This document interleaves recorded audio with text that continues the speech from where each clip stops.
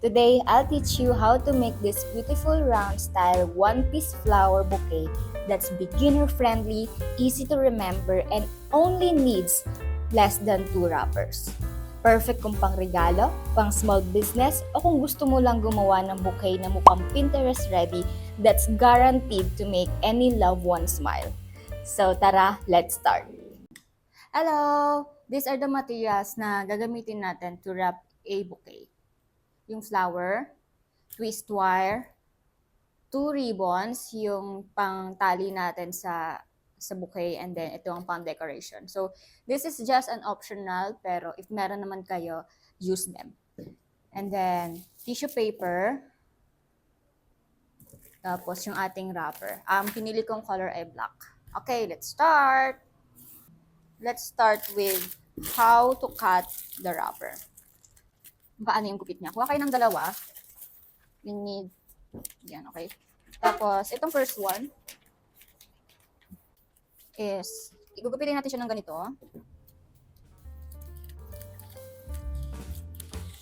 Oopsie.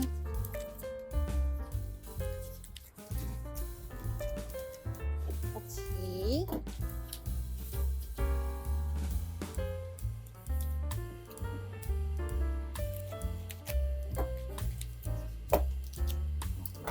Kuha tayo ng tissue paper.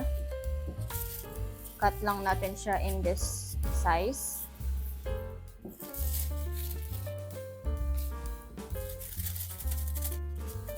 Tapos, fold nyo lang siya ng ganyan, yung hindi siya pantay. And then, ipag-equal nyo siya ng fold. Then slowly, tupi-tupiin natin. Na parang pa-triangle siya, parang patulis ng patulis. Ganyan. Hanggang sa maubos to. Kabilang side. So, para siyang cone. Ice cream cone yung size. Okay. And then, halimin siya. Tapos, hawakan natin dito. Ayan. And then, push. Ay, magkabal. Tutupiin. And then, twist one.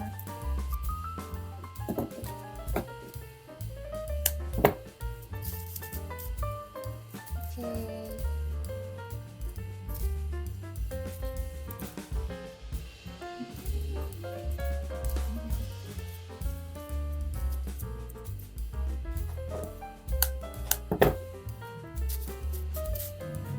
And then another one.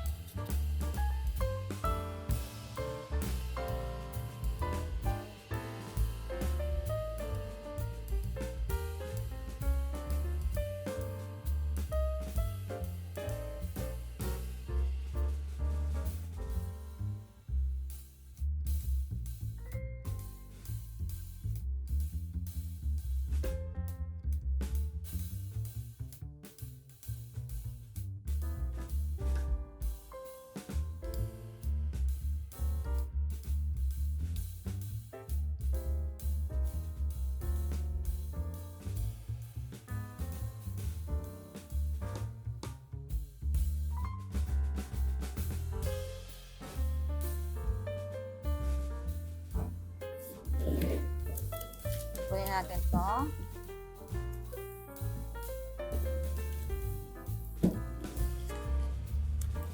Inisin ko lang tong. So, very important talaga na maganda yung gunting. Hindi mapurol. Mapurol na kasi isa kong gunting. I'm sorry. Okay. So, ganito. Ganyan siya. Pa-cone ulit. Ganyan. Ayan. Tapos, balik na rin. Ito naman ay pa-cone pero pabaligtad. Pababa. Nasa baba yung cone. Para silang doble cara.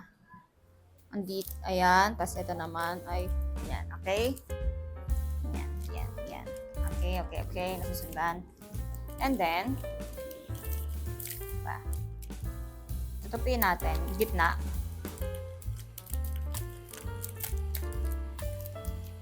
Ayusin lang natin. So, ganyan.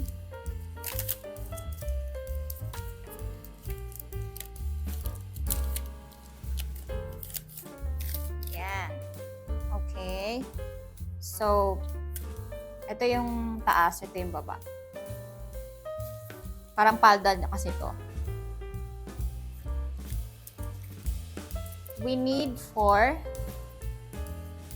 So, sakto yung ano natin dyan, yung wrapper natin na isa. Again. Cone, and then cone pababa. Tapos, tupe. Ay ano, parang gagawin nyo siyang sexy. Make sure lang na pa-bloom to. Kasi nga, parang skirt niya kasi to. Okay?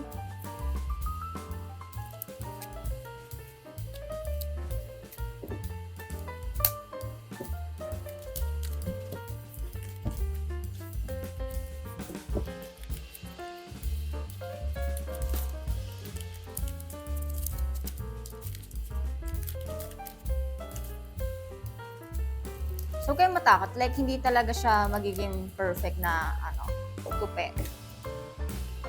May pagka, messy talaga siya. Pero, part naman yan siya ng design. Ito yung isa natira. Bali, gugupitin ko lang kasi sobra.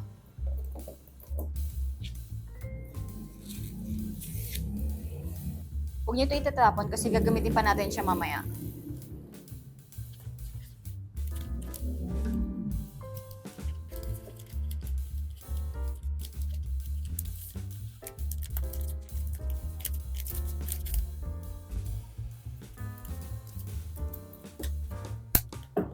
Okay, so ready na yung 4. Tignan niyo yung itsura niya. Balik tayo dito sa flower. Lagyan ko lang ng tape para hindi na gumalaw-galaw to. Kasi umangat-angat. We don't want that. Dapat talaga nakastay na siya.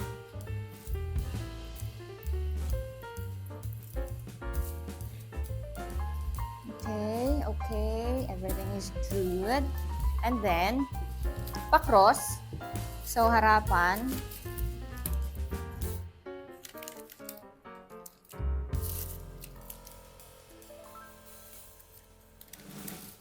Ganyan. And then, itali natin.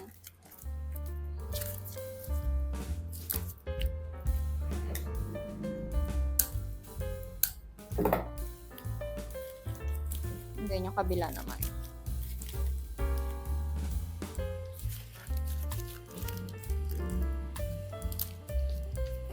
Yan. So, okay lang to kasi may lalagay pa tayo dyan.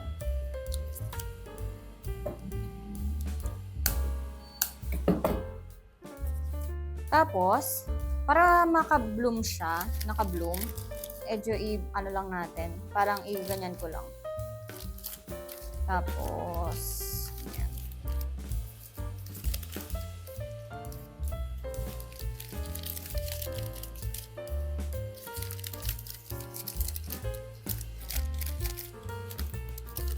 Yan.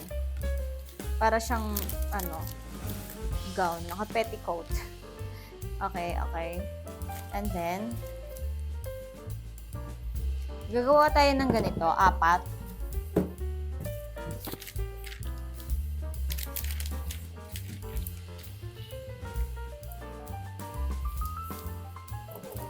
Bali, almost 2 wrappers lang yung magagamit natin.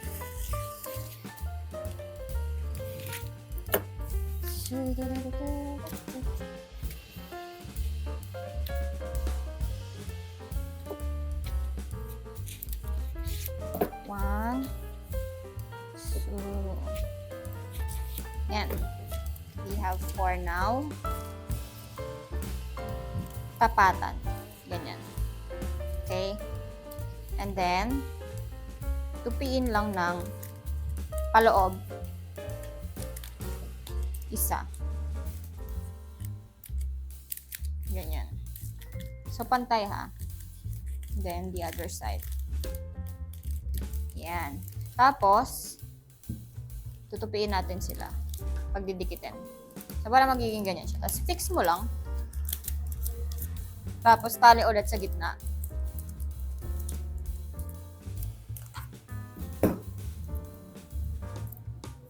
Para siyang ano, ribbon.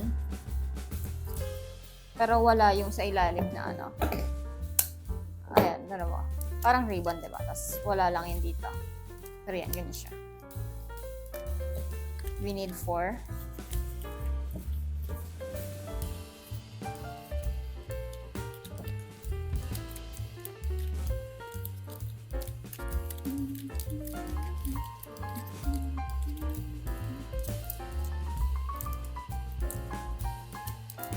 Fix.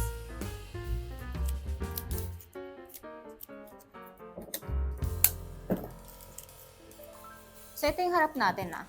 Yung may kita yung ano, pagkatupi. Ito, likod to yung wala.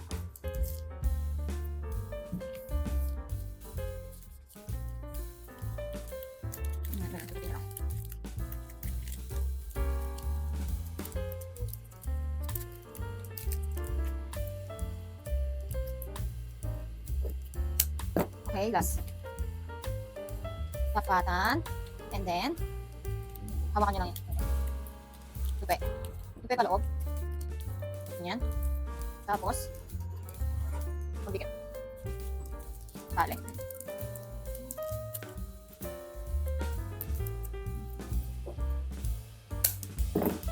Okay. So, ito na yung 4.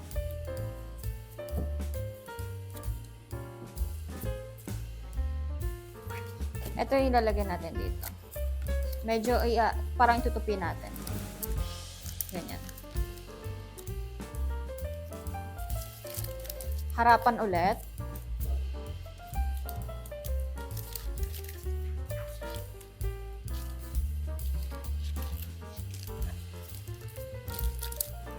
Tali.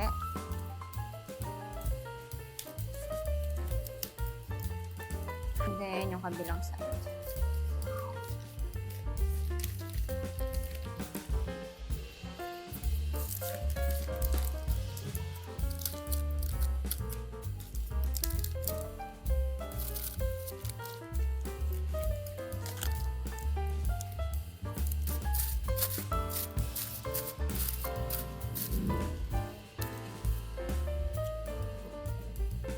Medyo mahaba yung ano, so gupitin ko lang. Pero pwede naman na ganyan na yan. Pero ako, para mas ma-emphasis yung wrapper, gupitin ko.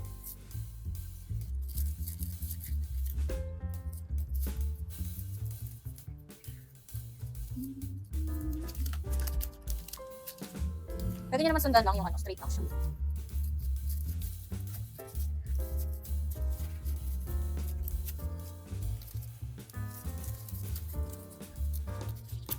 Ayan. Okay. And then, yung ribbon natin na mataba.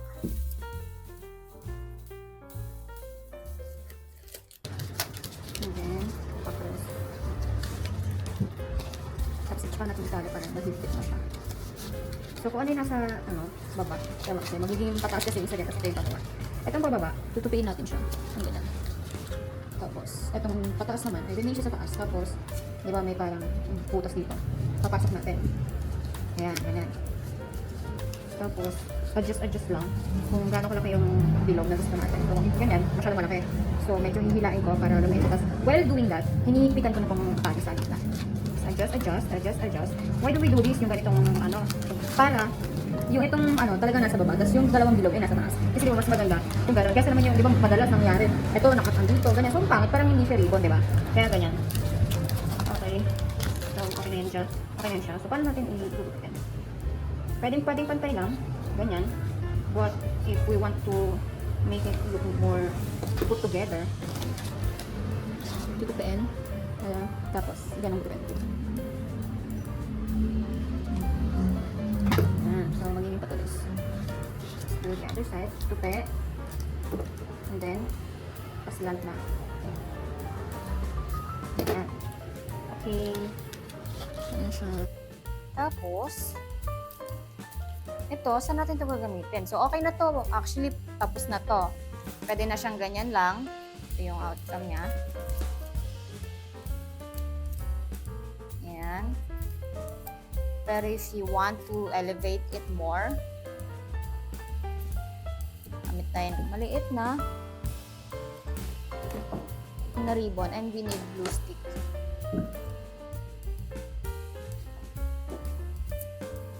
Glue stick and glue gun. So, para saan yun? Gagawa tayo ng maliliit na ribbon, tapos ilalagay natin dito. Design. So, paano yun? Ganun na ulit. Ipabilog natin to. Ganyan. Tapos, kuha ng isa, ipasok dito. Yan. Ganyan. And then, slowly, adjust natin. Tapos, pinapababa natin kasi ayaw natin masyadong malaki yung bilog. And, adjust pa natin kasi medyo malaki pa. Yan. Ganyan. Okay. So, I'll use dalawa. So, parang overpower naman kapag apat. So, again, bilog. Bilog. And then, pasok to. Isa. Slowly. Hila. Adjust. Higpit. Adjust. Adjust.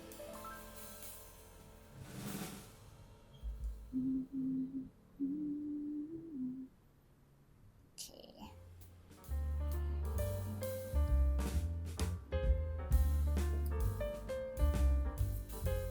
Yan. Meron tayong dalawa. Pili ka lang kung saan mo gustong i-damage siya. Sa akin, dito siguro sa malaki at saka ito. Okay.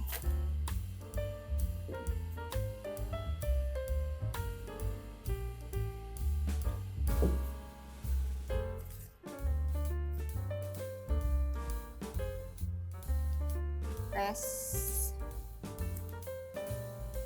Yan.